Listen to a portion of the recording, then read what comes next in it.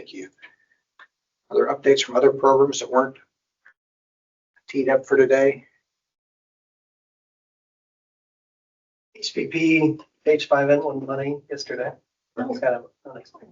So CBC actually held their conf call. Yeah. Yeah, and MMWR was released. That's what I said. Sort of, yeah. Sort of. I guess. But. It had kind of a combination of data in that online version. Actually, I have the wrong figure in it. Any update on the family health and wellness in a way that kind of no?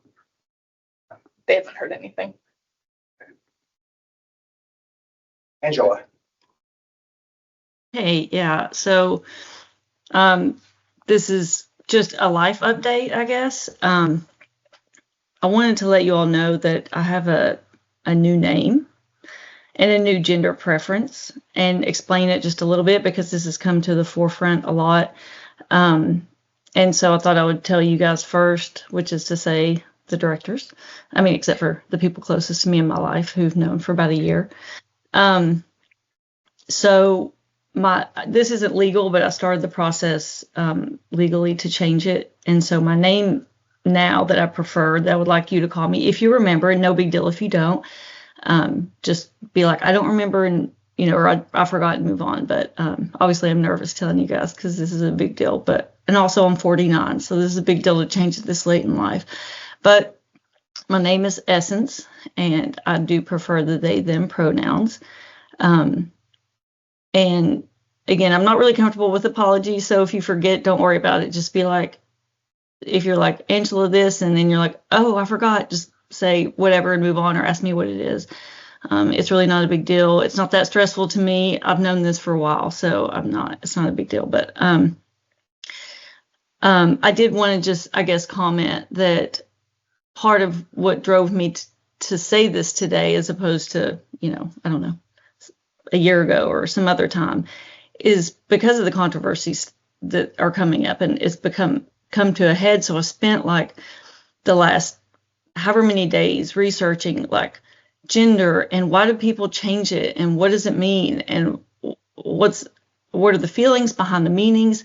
And so if it's okay, I've written just a little bit. It's like 2 minutes just to explain my feeling on it if you want to hear it. So I'm going to keep going unless you stop me. No, keep going. Okay.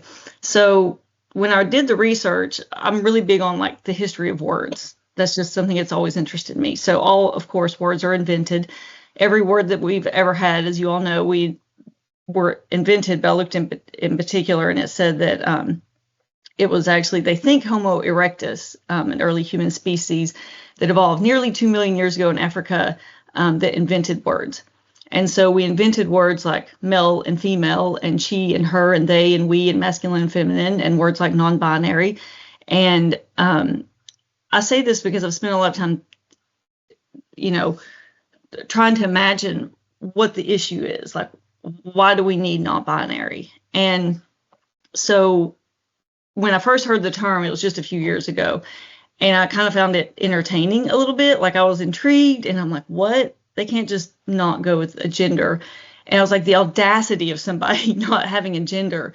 And then, of course, it kind of grows on you, start thinking about it. And it hit me like last year. I think it was my niece's spouse that said that they were non-binary. And I was like, and the more I talked to the spouse, and I married them in Seattle, I'm an officiant. And so I spent a lot of time with them, and it hit me. I was like, I don't feel any particular gender. And I think, and this is what I said to them, this was a few years ago, I said, I think if this had been an option for me when I was young, I would have chose it, because I don't feel any certain, I don't feel feminine, I don't feel masculine. Sometimes I feel one, sometimes I feel the other, but I definitely don't feel a certain thing all the time. And I said, I kind of wish it had been around when I was young, because I would feel like that fits more in line with who I am. And I said to them, I said, but I'm sure as hell not going to change it this late in life. Like, it's too much trouble for me. and it's too much trouble for everybody else around me. So I'm never going to do that. I mean, I honestly say I will never do that. That's too much trouble, and the thought of it scared the, out of me. So, and everybody who knows me knows how much I held back cussing just then, because I do cuss a lot. But okay. So anyway,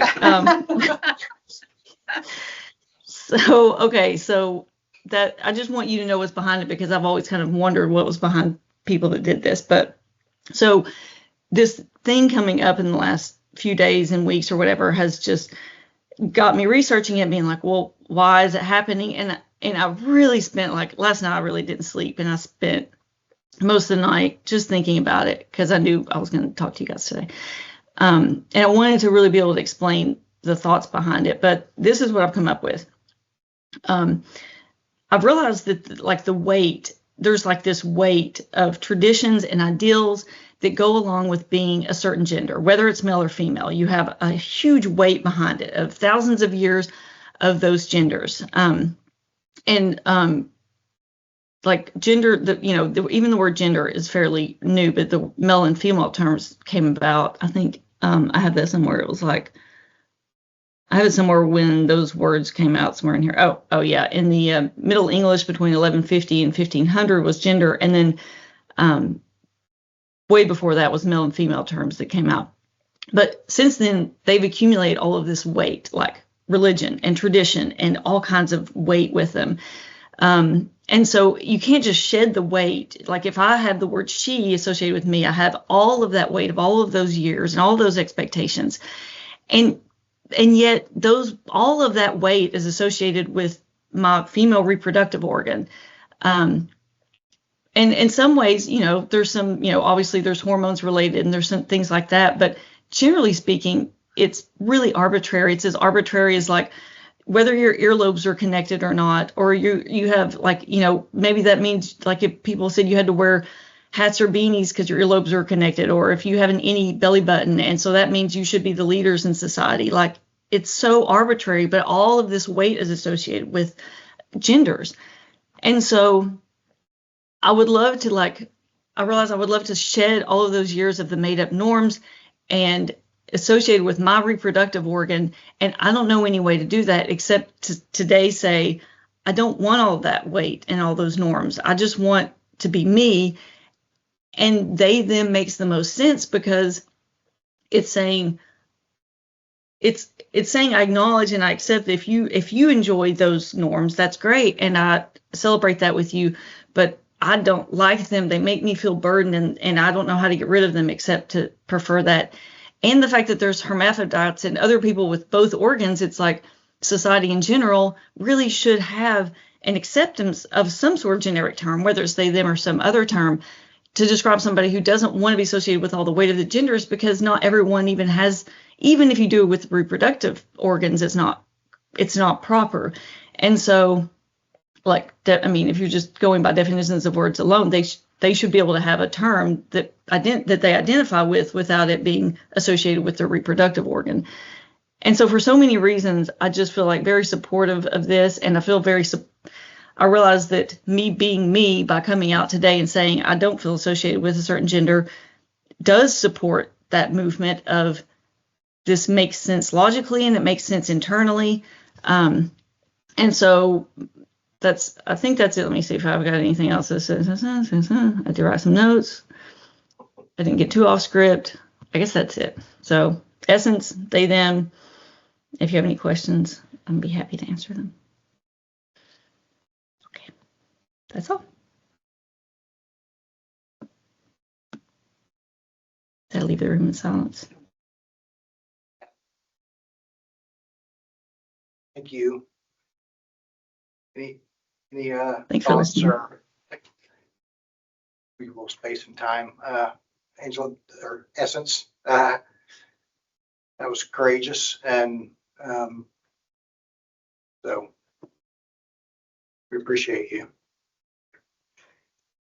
Thank you. Thanks for saying that.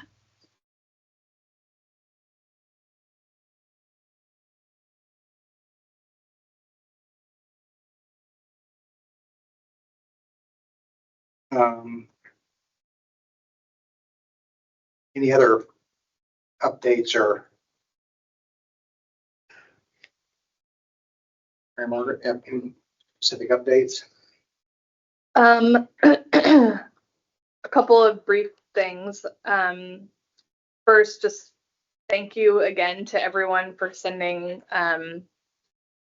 bullets and information about the sort of federal impact on your programs. And thank you for answering the sometimes dozens of follow-up questions that I've had.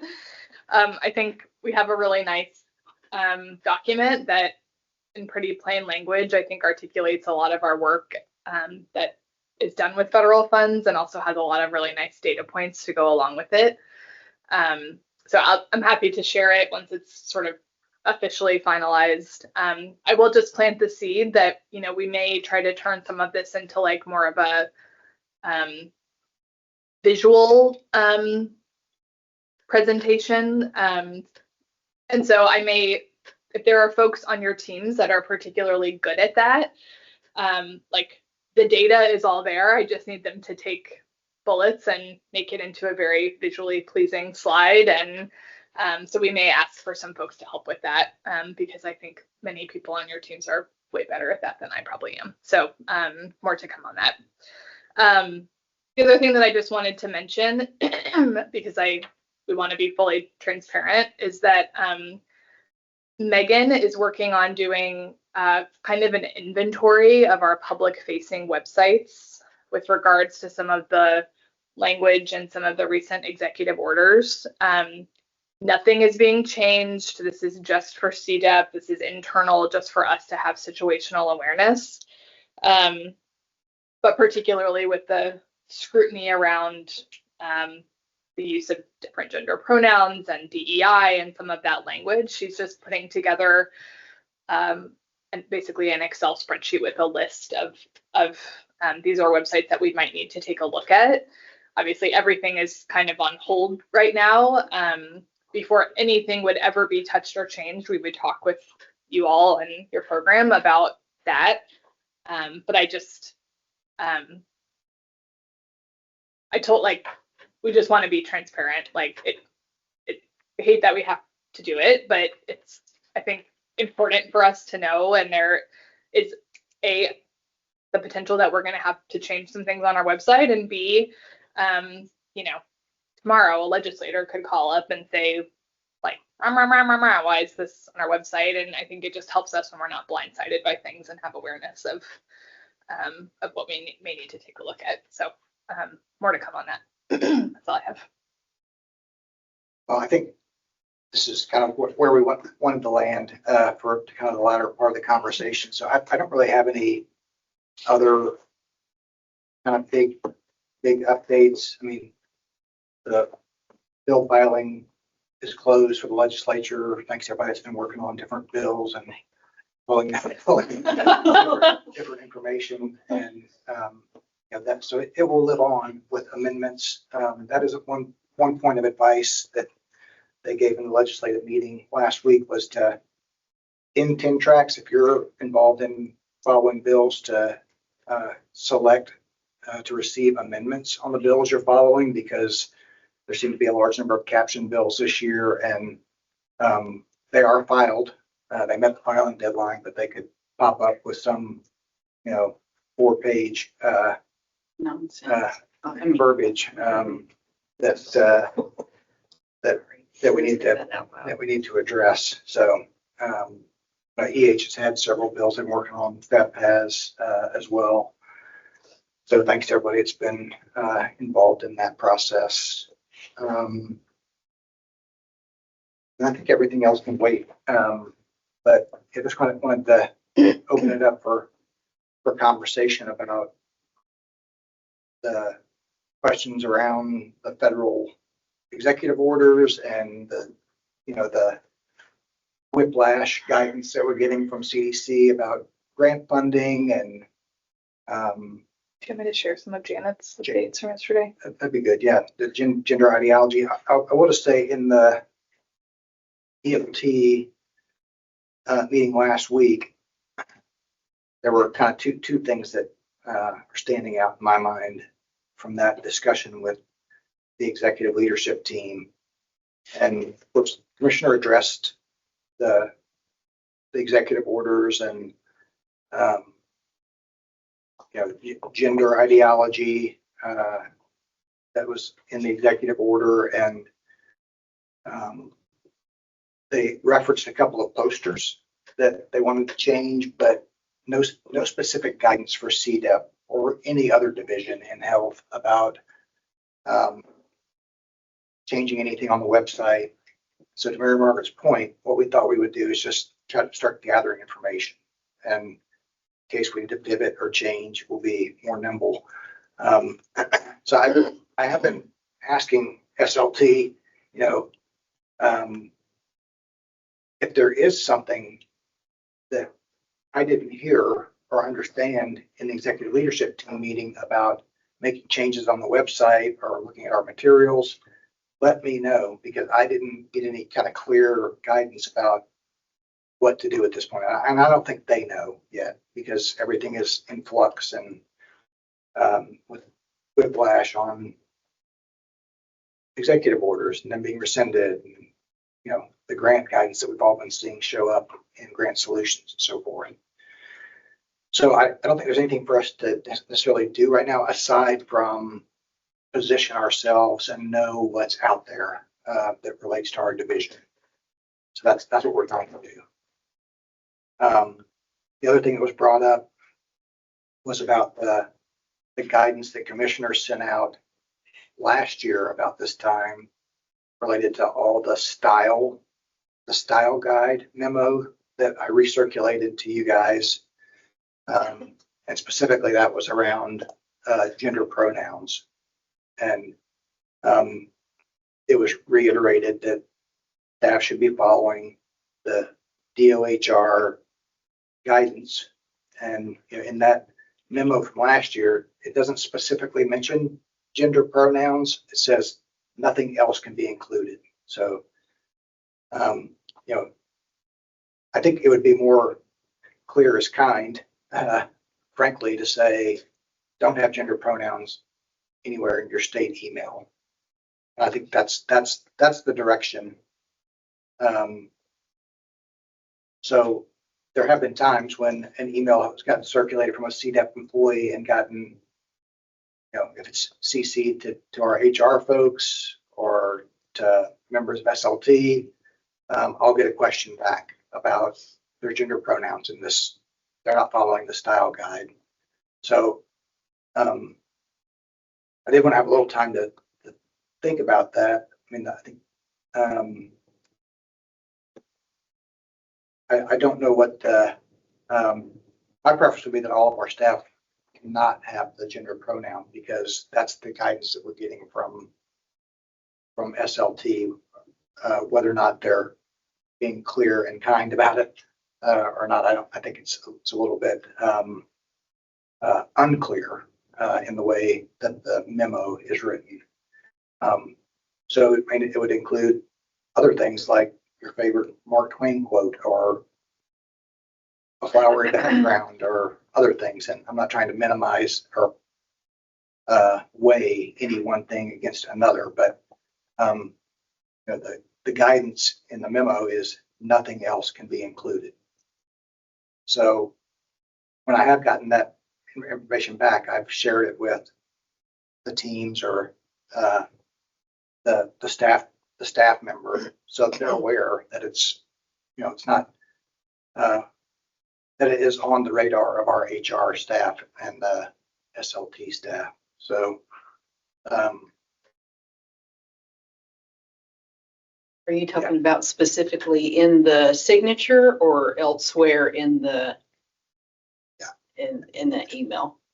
my understanding of the intent is anywhere in the email, not just the signature block. And I think that's what many of our staff team members did when the memo came out a year ago, was to remove the gender pronouns from the signature block, but put them elsewhere, below, above, by their name. I've seen it in a variety of different configurations.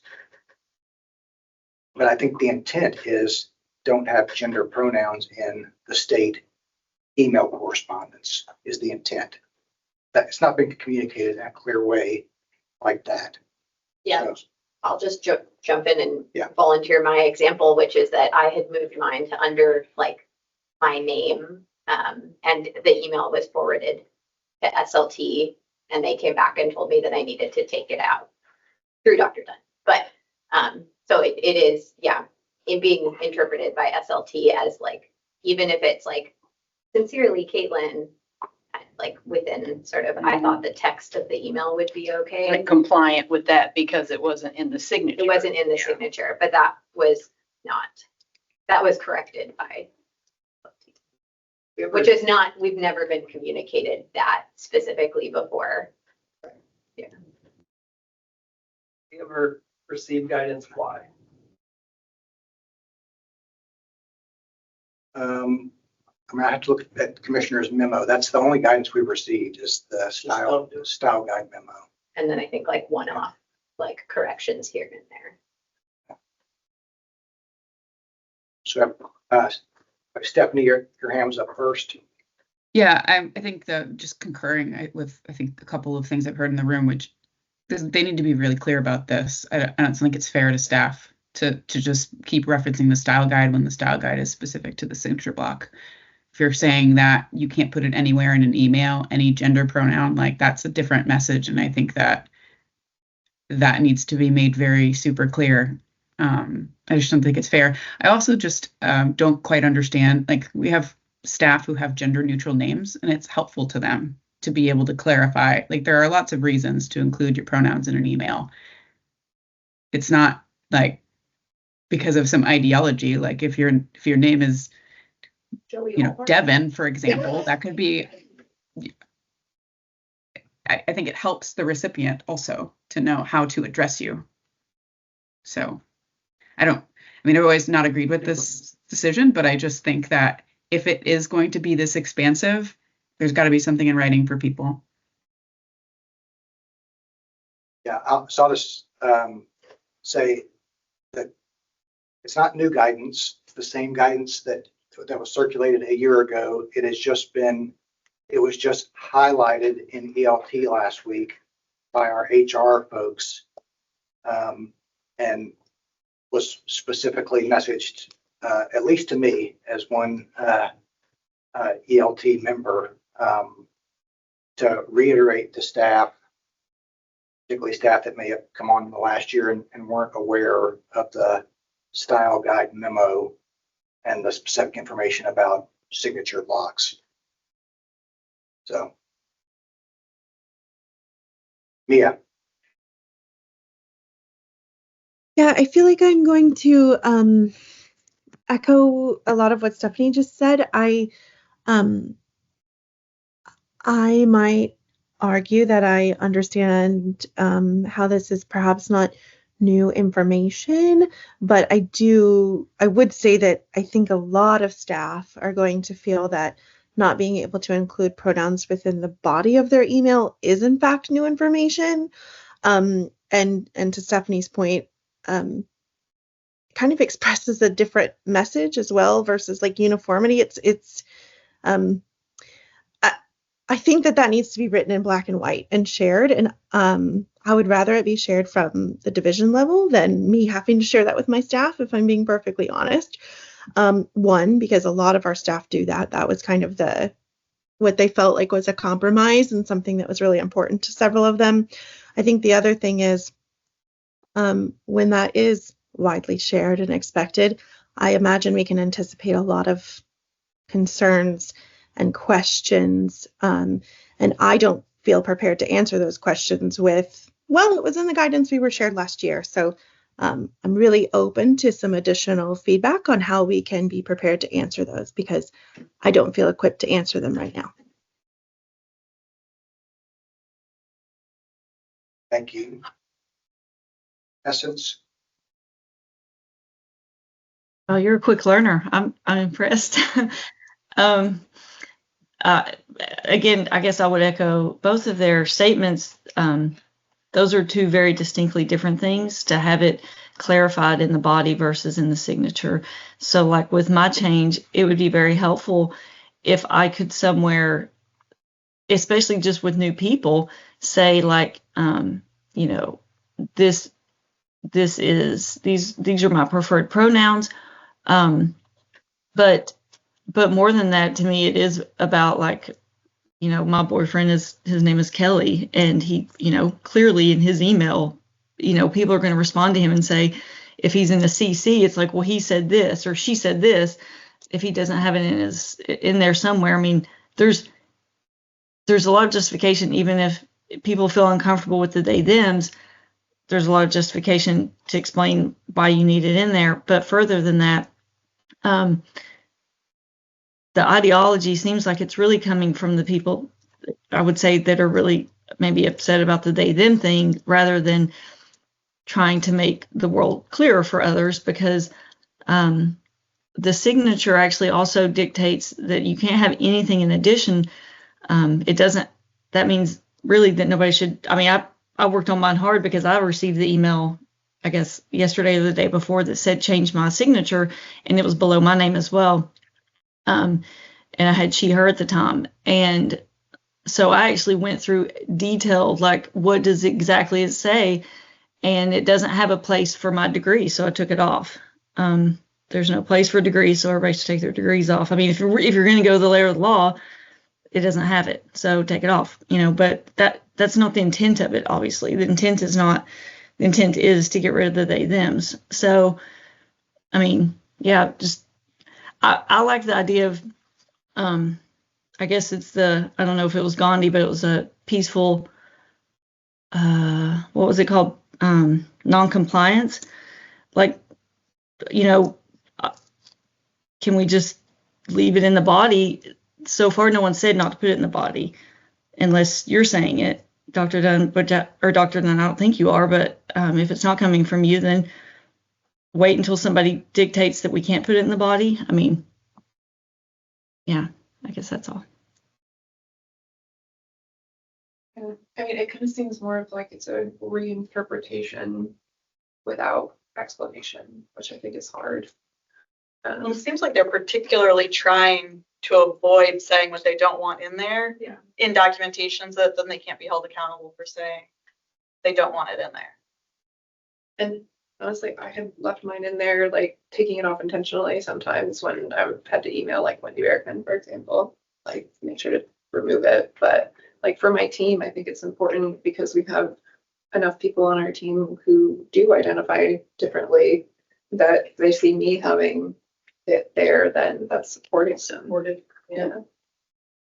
We also would use pronouns if we're describing people that we are serving. And so to, like, if we need to talk about who we are supporting and reference their pronouns, I think it is fair to say that we should be able to reference our own pronouns. I mean, if you're strict to the like no pronouns in your email, can we not say like she's going to be attending this meeting, or I am going to be going to the, conference? Those are pronouns and they're included in the body of the email. So there's also like lots of gray lines there.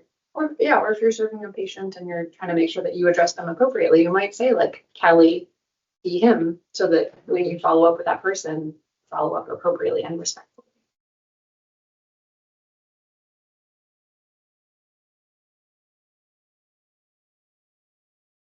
For thoughts.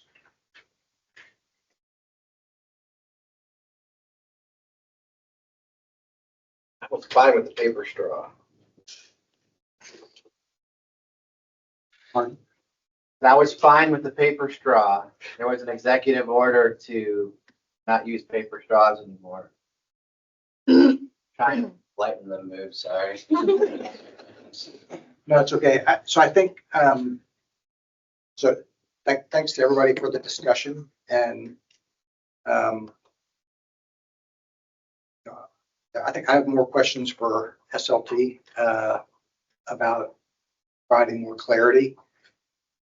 I will say my interpretation, based on the feedback that I get when somebody does send a message to a member of the HR group or SLT, and they do have their preferred pronouns, not using pronouns in the body of the email like language in a sentence structure, but a declaration or parenthetic designation of preferred pronouns.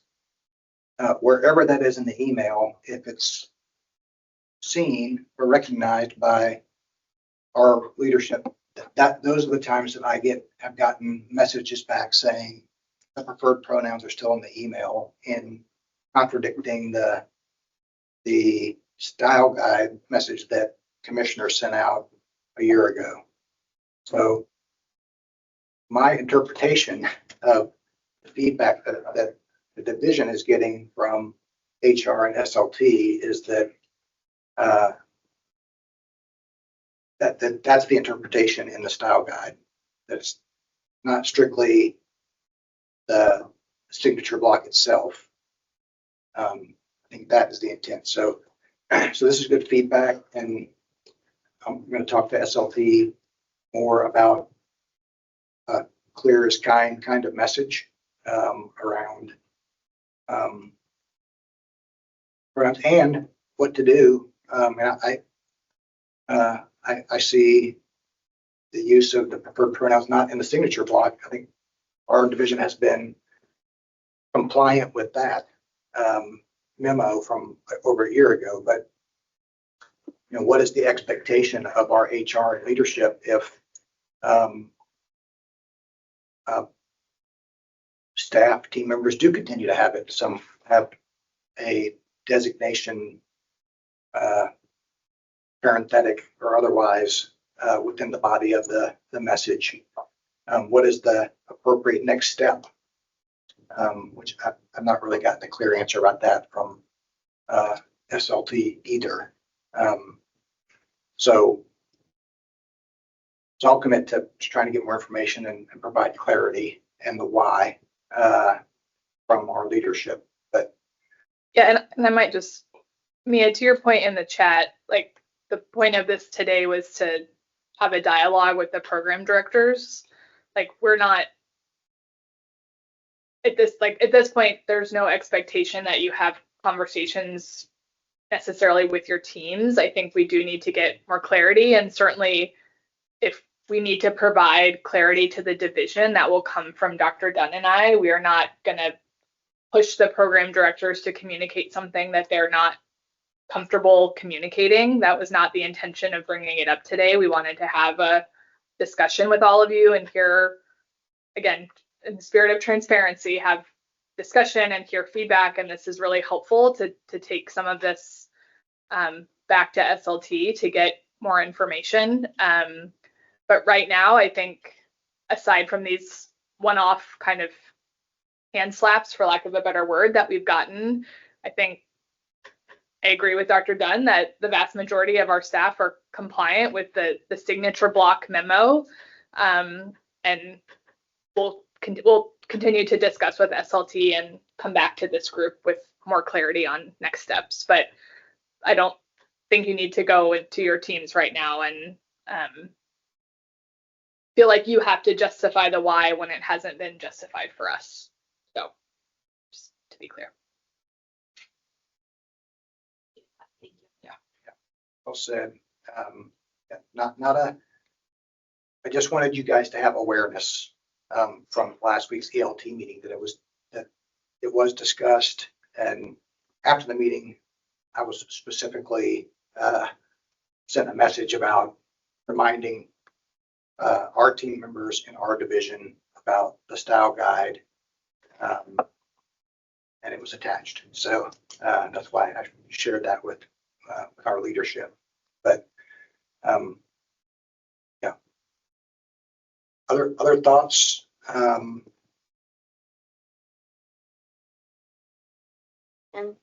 with the list that Megan's working on for the sites, are there any other topics that are kind of like on the radar that have been mentioned at all? No, Like, I don't. Environmental justice is like one of those things at the federal level that have been kind of on the. I mean, Phil, I will say, if there are things in your sphere and your sort of subject matter areas that you've heard rumblings about from other states, or where some state legislatures have passed bills or moved to pass bills to limit or restrict things, you can certainly feel free to send that to Megan and copy me. Just, but I think that the main focus right now is those two big executive orders related to DEI and gender ideology. But if there are other concerns that you have, we can certainly make that a second tab and have that on our radar. So as far as if we could show we were using state funds to do something the feds have nixed, have we been given any state orders that we have to, that there's a positive there that we could continue to keep some content on our website that's been removed on the federal websites to make sure it doesn't go away as long as it's not connected to one of our federal projects. If it's just common language, common dialogue, it seems like it can stay. Yeah, so we've not received any specific guidance about things to remove from the website. And so we're not changing anything, but I think to Mary Barbara's point, if you have things that in your programs that you are, have any concern about, or you've heard from another state or from an association or a council, about changing federal guidance, I think it's good for us to have awareness about that. But wouldn't you think that there would be a target on those things? Like certain people would be looking for those things. Yeah. I agree, but if they don't ask, then. Yeah. Yeah, I mean, you're like sort of 15 steps down the road, David. Like, we're not even at step one. Like, nothing is coming off right now. We have not been given any directive to even do what we're doing. We recognize that there are likely some pages on our CDEP website inventory that, should there be the need to change, that we may have to address. And rather than, how things happen, sometimes once the decision is made, you have 12 hours to get it down. And so we're trying to save ourselves some of the panic by being proactive. But there has been not even a directive necessarily to do that. So. Well, maybe some haphazard direction, which we pushed back on and said, there's no specificity.